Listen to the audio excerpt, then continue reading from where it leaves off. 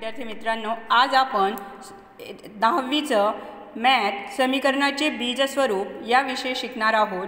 तर बघा विद्यार्थी मित्रांनो, जे द्विघात समीकरण आहे ax वर्ग अधिक bx अधिक c बरोबर 0 साठी जो b वर्ग वजा 4ac म्हटलेली आहे, तर या b वर्ग वजा 4ac च्या किमतीलाच विवेचक d असे म्हटले जात असते।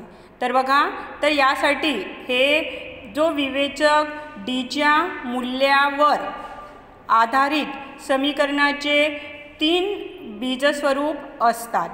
तर त्यासाठी जे स्मॉल abc च्या ज्या किमती आहेत तर त्या समेय संख्या असतात। तर बघा, आता आपण येथे जे समीकरणाचे जे 3 प्रकारचे बीजस्वरूप आहे त्याविषयी आपण पाहू। तर बघा, आता पहिल्या प्रकारचं बीजस्वरूप की ज्यामध्ये जो विवेचक d आणि विवेचक d बरोबरच काय असतो, तर b वर्ग वजा 4ac ची किंमत धन आणि पूर्ण वर्ग असेल। तर बघा, येथे जो विवेचक d आहे तर त्याची किंमत धन असेल आणि पूर्ण वर्ग असेल, तर समीकरणाचे जे बीज आहे तर ते समेय आणि भिन्न मिळते। तर जे विवेचक d ची किंमत जी आहे तर ती कशी असेल, धन पण असेल आणि पूर्ण वर्ग देखील असेल, तर समीकरणाचे जे बीज आहे तर ते समेय आणि भिन्न मिळते। किंवा त्याच बीजस्वरूप जे आहे तर ते वास्तविक आणि भिन्न या प्रकारचं असतं।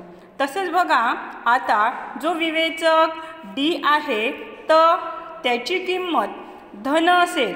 येथे जो विवेचक d आहे तर विवेचक d बरोबर b वर्ग वजा 4ac ची किंमत धन आणि पूर्ण वर्ग नसेल, तर समीकरणाचे बीज असमेय आणि भिन्न मिळते। जो विवेचक d आहे जर त्याची किंमत ही पूर्ण वर्ग धन असेल परंतु पूर्ण वर्ग नसेल, तर समीकरणाचं बीज कसं असतं, असमेय आणि भिन्न मिळतं। किंवा त्यालाच काय म्हटलं जातं, तर त्यालाच वास्तविक आणि भिन्न या प्रकारचं बीजस्वरूप म्हटलं जात असतं। तसेच बघा, आता जो विवेचक d आहे तर विवेचक d बरोबरच b वर्ग वजा 4ac बरोबर 0 असेल। म्हणजे येथे विवेचक जो d आहे तर त्याबरोबर किंमत 0 असेल किंवा b वर्ग वजा 4ac बरोबर 0 असेल, तर जे समीकरण आहे तर समीकरणाचे जे बीज आहे ते वास्तविक आणि समान या प्रकाराचे असते। तसंच बघा की जर विवेचक जो d आहे तर त्याची किंमत म्हणजेच b वर्ग वजा 4ac ची जी किंमत आहे तर ती ऋण असेल, म्हणजे लेस दॅन इज इक्वल टू 0 असेल, बरोबर। म्हणजे लेस दॅन 0 असेल म्हणजेच कशी असेल, ऋण असेल। तर समीकरणाचे जे बीज आहे तर ते समीकरणाचे वास्तविक बीज अस्तित्वात नाही, अशा प्रकारचे त्याचे बीजस्वरूप असते। म्हणजेच बघा विद्यार्थी मित्रांनो, येथे 3 प्रकारचे बीजस्वरूप आहे। तर थोडक्यात जर विवेचक d ची जी किंमत आहे तर ती धन आणि पूर्ण वर्ग असेल, तर समीकरणाचे बीज समेय आणि भिन्न या प्रकाराचं असतं किंवा वास्तविक आणि भिन्न या स्वरूपाचं असतं। जर विवेचक d ची किंमत धन आणि पूर्ण वर्ग नसेल, तर समीकरणाचे बीज असमेय आणि भिन्न या प्रकारचं असतं किंवा त्यालाच वास्तविक आणि भिन्न या प्रकाराचं म्हटलं जातं। तसंच जे विवेचक d is equal to b वर्ग वजा 4ac ची किंमत बरोबर 0 असेल, तर समीकरणाचे बीज वास्तविक आणि 0 असते आणि लास्ट जर विवेचक डी ची किंमत ऋण असेल, लेस दॅन 0 असेल, तर समीकरणाचे वास्तविक बीज अस्तित्वात नसेल. अशा प्रकारे आज आपण समीकरणाचे बीज स्वरूप याविषयी शिकलो. नमस्कार विद्यार्थी मित्रांनो, आज आपण स्वाध्याय 4.4 चा प्रश्न क्रमांक 1 अभ्यासणार आहोत. तर विद्यार्थी मित्रांनो, प्रश्न क्रमांक 1 मध्ये म्हटलेलं आहे, नीचे आपेला द्विघात समीकरणना बीज स्वरूप शोधो. जो तेमने वास्तविक बीज होय तो ते शोधो. तर समीकरणाचं सर्वप्रथम जे बीज स्वरूप आहे ते आपल्याला शोधायचे आहे. आणि जर का समीकरणाचे बीज स्वरूप वास्तविक असेल तर त्या समीकरणाचे जे बीज आहेत ते आपल्याला शोधायचे आहेत. ठीक आहे विद्यार्थी मित्रांनो, तर आता आपण उदाहरण क्रमांक 1 सोडवणार आहोत. तर उदाहरण क्रमांक 1 आहे 2x वर्ग वजा 3x अधिक 5 बरोबर 0. तर बघा यामध्ये या समीकरणाची x वर्ग अधिक bx अधिक c बरोबर 0 शी तुलना केल्यास, ठीक आहे. तर आपल्याला येथे स्मॉल abcच्या किमती मिळवायच्या आहेत. a ची किंमत येथे 2 आहे, b ची किंमत वजा 3 आहे आणि c ची किंमत 5 आहे. मग बघा समीकरणाचं बीज स्वरूप शोधण्यासाठी आपण काय शोधतो, तर आपण जे b वर्ग वजा 4ac, ठीक आहे. तर d is equal to b वर्ग वजा 4ac, ठीक आहे. आता आपण b ची किंमत टाकू. तर b ची किंमत काय आहे, वजा 3 कंसाचा वर्ग वजा 4 गुणिला a ची किंमत 2 गुणिला c ची किंमत 5, ठीक आहे. वजा 3चा वर्ग ऋण 3चा वर्ग वजा 3 गुणिला वजा 3 यांचा गुणाकार होतो अधिक 9 वजा 4 गुणिला वजा 2 वजा 8 गुणिला 5 किती, वजा 40, ठीक आहे. तर 9 मधून वजा 40 गेले तर किती मिळतील आपल्याला, वजा 31. तर येथे आपण लिहू वजा 31. मग ही जी किंमत आहे तर ती कशी आहे, ऋण आहे. ऋण म्हणजेच काय, लेस दॅन 0. मग बघा जेव्हा जो डी ची किंमत किंवा b वर्ग वजा 4ac ची जी किंमत आहे ती 0पेक्षा कमी असेल म्हणजेच ऋण असेल, तर समीकरणाचं जे बीज आहे तर ते वास्तविक बीज अस्तित्वात नसते. म्हणून तर बघा समीकरण 2x वजा 3x अधिक 5 इज इक्वल टू 0 चे वास्तविक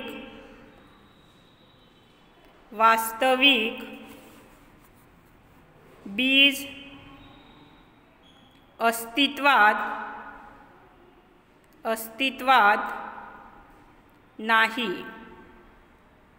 ठीक आहे विद्यार्थी मित्रांनो, आता आपण उदाहरण क्रमांक 2 सोडवू. तर बघा उदाहरण क्रमांक 2 दिलेला आहे. दुसरं उदाहरण, तर 3x वर्ग वजा 4 वर्गमुळात 3x अधिक 4 बरोबर 0.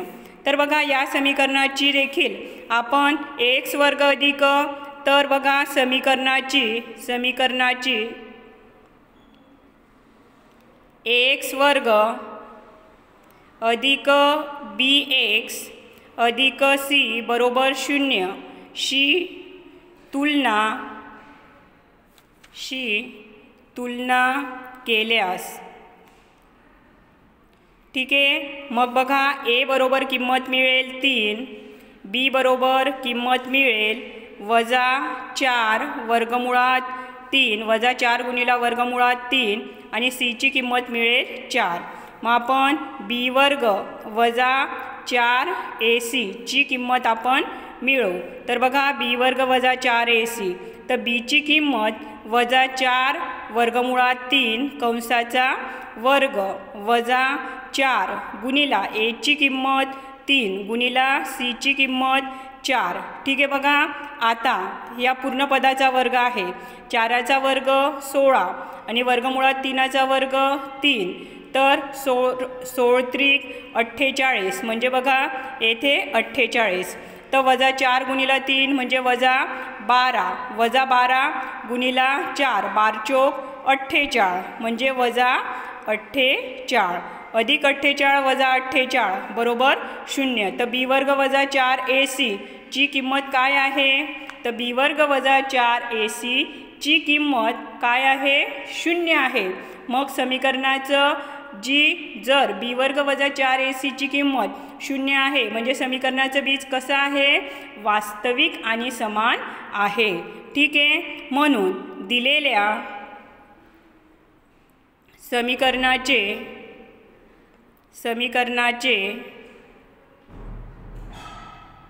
बीज वास्तविक आणि समान आहे.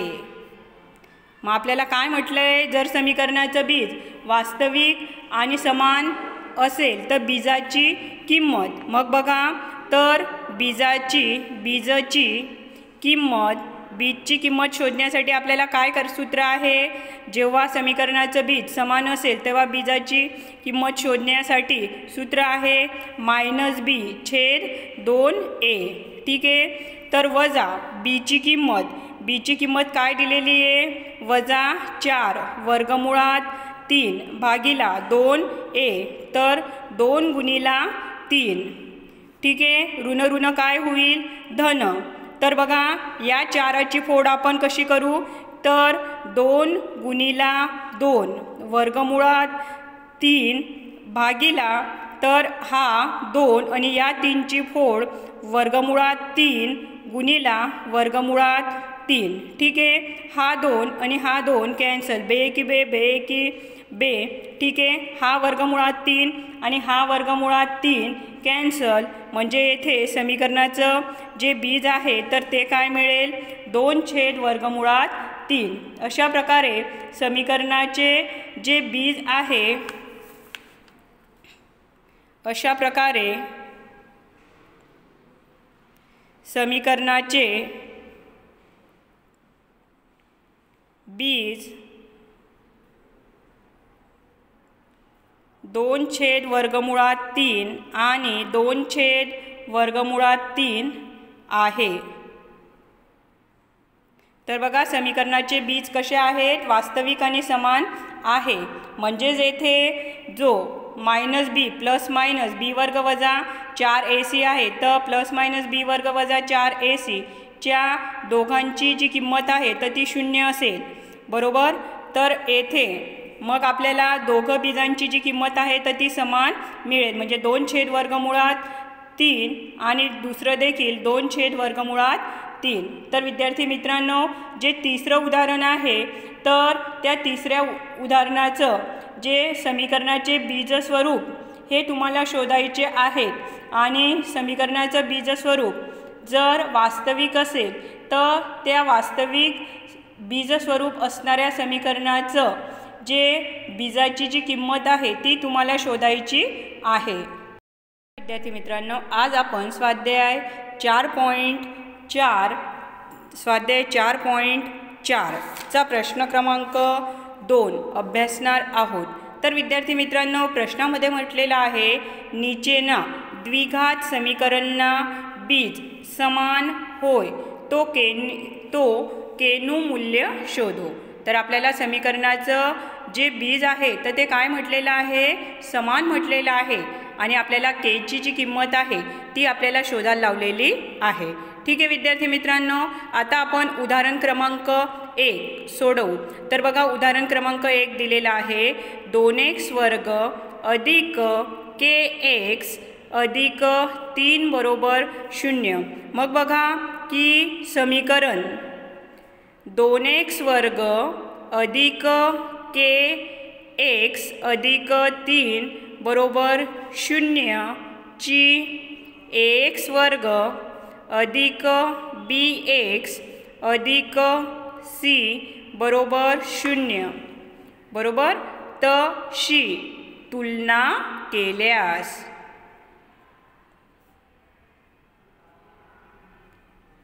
ठीक आहे।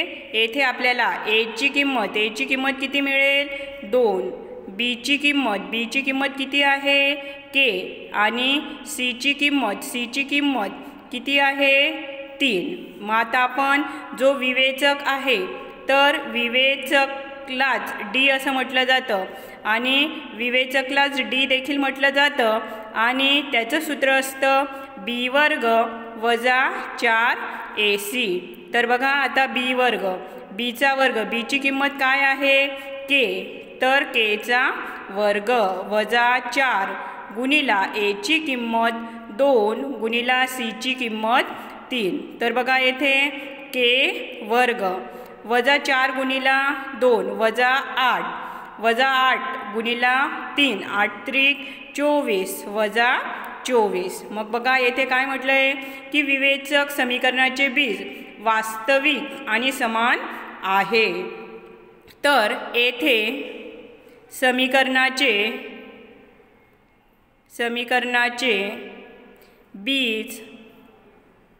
बीज समान असल्याने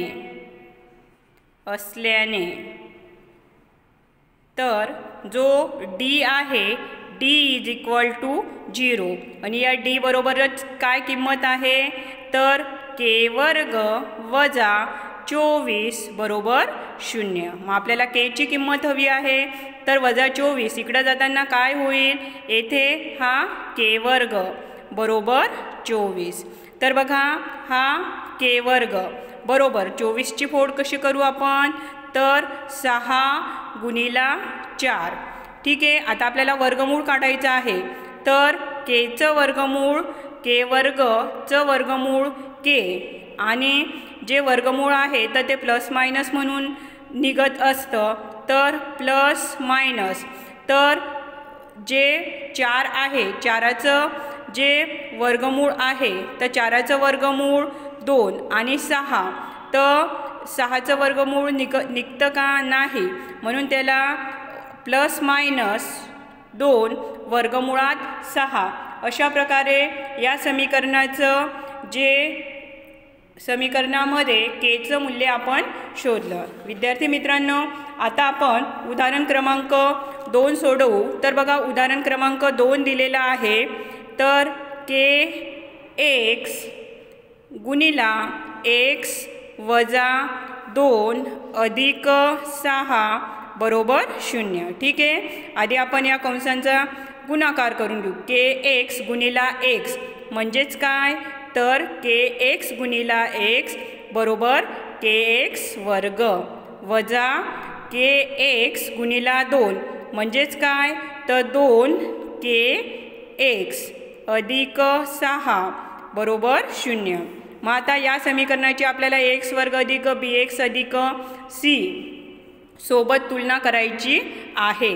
मग बघा समीकरण तर kx वर्ग वजा 2 गुणिला kx अधिक 6 बरोबर 0 ची ax वर्ग अधिक bx अधिक c बरोबर 0 ठीक आहे।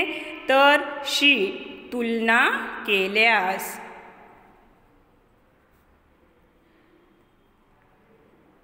ठीक आहे। तर येथे तर a ऐवजी किंमत काय आलेली आहे तर a ऐवजी किंमत आलेली आहे k। तसंच बघा b ऐवजी किंमत काय आलेली आहे तर वजा 2k आणि c ऐवजी जी किंमत आहे तर ती काय आलेली आहे 6। मग आता आपण जो विवेचक आहे तर त्या विवेचकलाच कोणत्या अक्षराने दर्शवलं जातं कॅपिटल D आणि विवेचकचं सूत्र काय आहे b वर्ग वजा 4ac।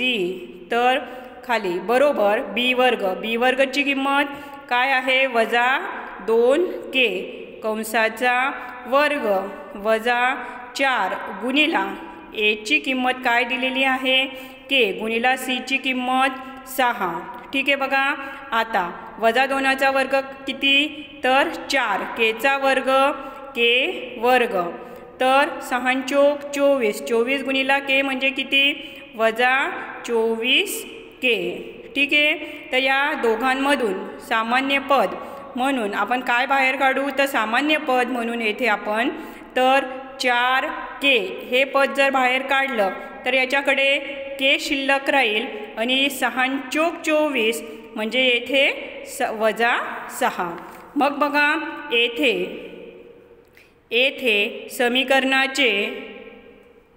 समीकरणाचे बीज समान असल्याने तर समीकरणाचं बीज काय म्हटलेलं आहे समान म्हटलेलं आहे. म्हणून बघा तर डी बरोबर 0 आणि या डी बरोबरच किंमत काय मिळवलेली आपण तर 4k कंसात तर k वजा 6 बरोबर 0. ठीक आहे बघा.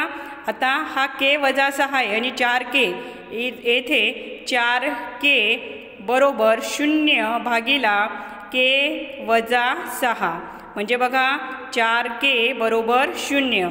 पुन्हा k बरोबर 0 भागिला 4 केलं तर येथे k ची किंमत काय मिळते 0. तसेच बघा की k वजा 6 बरोबर भागिला किती k वजा 6 भागिला 0 भागिला 4k तर येथे k वजा 6 बरोबर 0 भागिला 4k म्हणजे 0. हा वजा 6 तिकडं जाताना अधिक 6.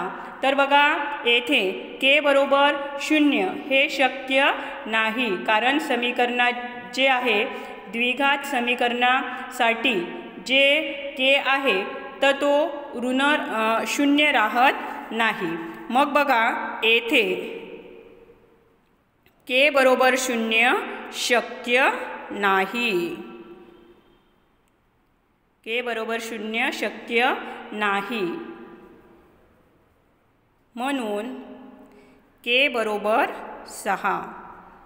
ठीक आहे विद्यार्थी मित्रांनो.